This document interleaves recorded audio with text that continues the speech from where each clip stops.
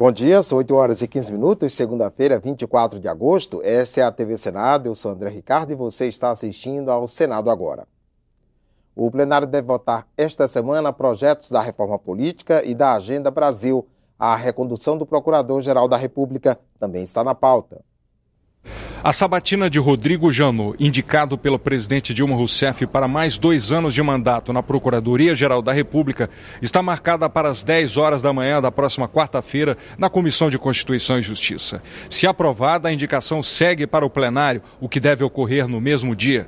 Estão previstas também votações da reforma política e da chamada Agenda Brasil, como o projeto do senador Randolfo Rodrigues, que permite o retorno ao país de recursos de brasileiros no exterior que não foram declarados. Esse é um ponto que está amadurecendo para ser votado. Outro ponto que pode ser votado é a própria emenda constitucional que vincula recursos para a equalização do ICMS. Então são questões importantes que dizem respeito à melhoria do ambiente econômico e à arrecadação no país. Na agenda das comissões estão previstas diversas atividades, entre elas a reunião da CPI do assassinato de jovens. Nesta segunda-feira, 19h30, a CPI recebe as Mães de Maio, grupo de mulheres cujos filhos desapareceram durante a ditadura militar argentina. Também nesta segunda-feira, às 18h, a subcomissão da mineração recebe especialistas para debater o novo marco regulatório do setor. A proposta ainda está na Câmara, mas os senadores decidiram antecipar a discussão.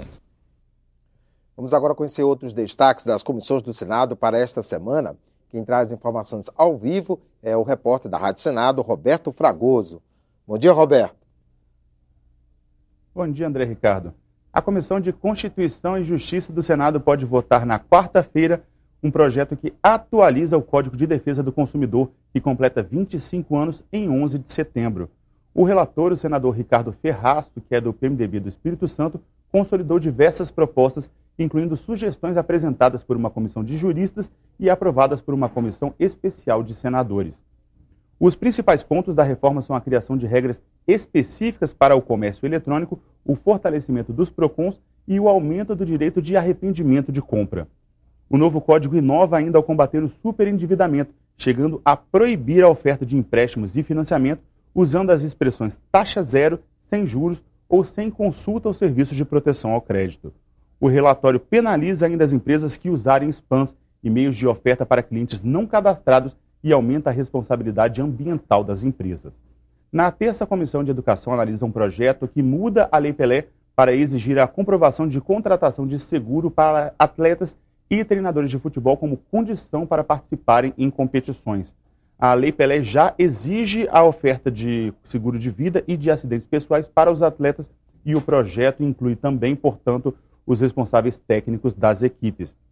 Também amanhã a Comissão de Meio Ambiente, Defesa do Consumidor e Fiscalização e Controle tem na pauta um projeto que cria a disciplina de educação ambiental nas escolas do ensino fundamental e médio.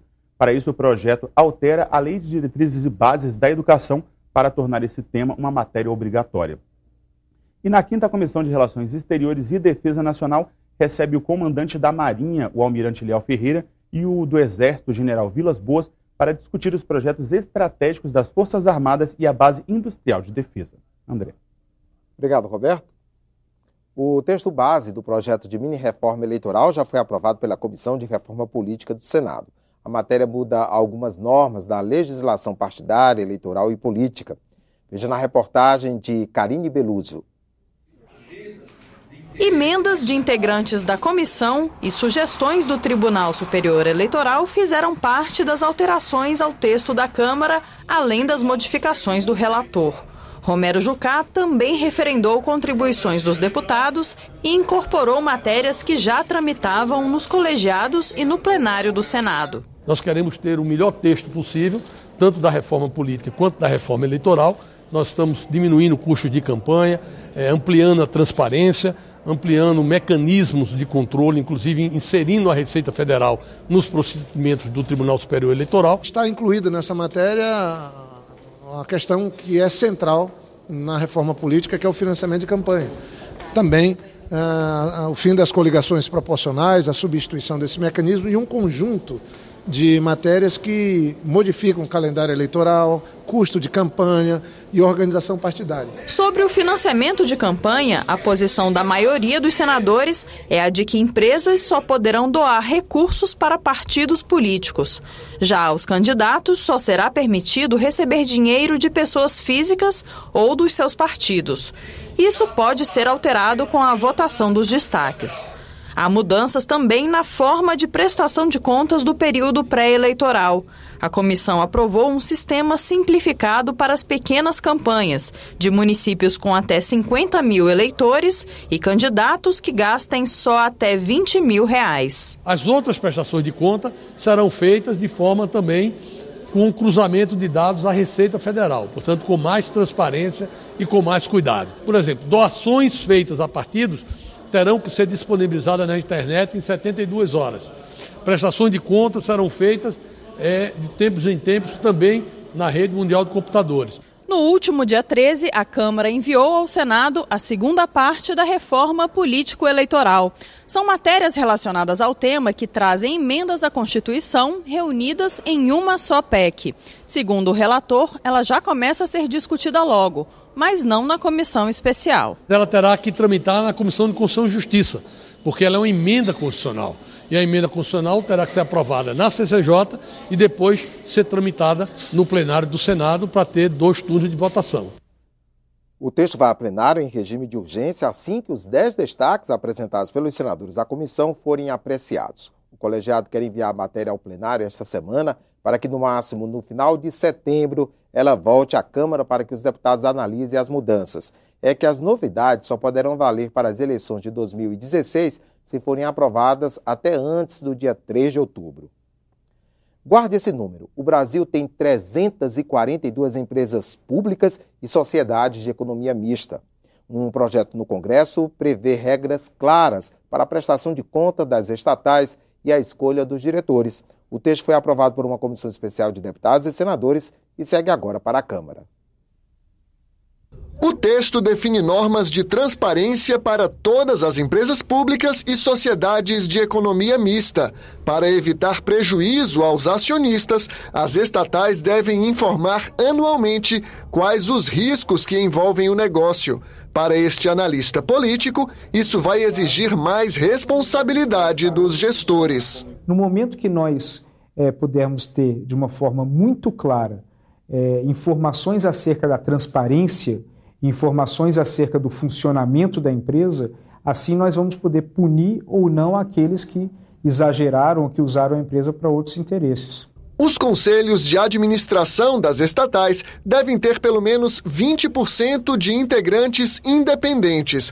Eles não podem ter filiação sindical ou partidária ou ser parentes do presidente da República, de governadores, ministros e secretários de Estado. Estão vetados fornecedores e compradores de serviços e produtos das estatais. Os profissionais devem comprovar experiência mínima de 10 anos e formação compatível para o cargo. O relator retirou do texto um artigo que exigia a sabatina do Senado para todos os diretores e conselheiros das estatais.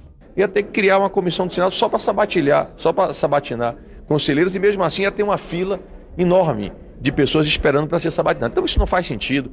O importante é a gente colocar na lei condições objetivas, critérios práticos que dizem quem pode e quem não pode ser conselheiro. De acordo com o texto, as despesas com publicidade e patrocínio não podem ultrapassar 0,5% da receita bruta e ficam limitadas a 35% dos gastos em pesquisa e desenvolvimento. A proposta dispensa licitação para obras e serviços de engenharia de até R$100 mil e permite a contratação direta quando não houver possibilidade de competição, mas proíbe a contratação de empresas que tenham participação de diretores ou empregados da estatal. O que o projeto de lei pretende fazer é encontrar um meio termo entre a liberdade de contratação para permitir que as empresas sejam competitivas no mercado, mas que também possibilite um controle efetivo por parte da sociedade, por meio do Ministério Público, por meio de uma legislação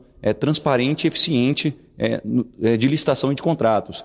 Basicamente, o projeto procura encontrar um meio termo entre a liberdade de contratação e o controle efetivo sobre os gastos públicos.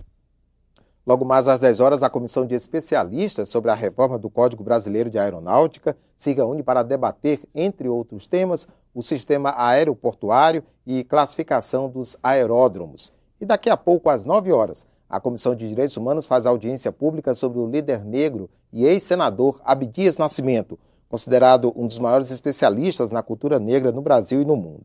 Entre as autoridades presentes na audiência estará um Prêmio Nobel da Paz, o nigeriano Wole Soyinka. Ficamos por aqui. No decorrer do dia você acompanha outras informações nos boletins do Senado Agora. Enquanto isso, continue assistindo a nossa programação.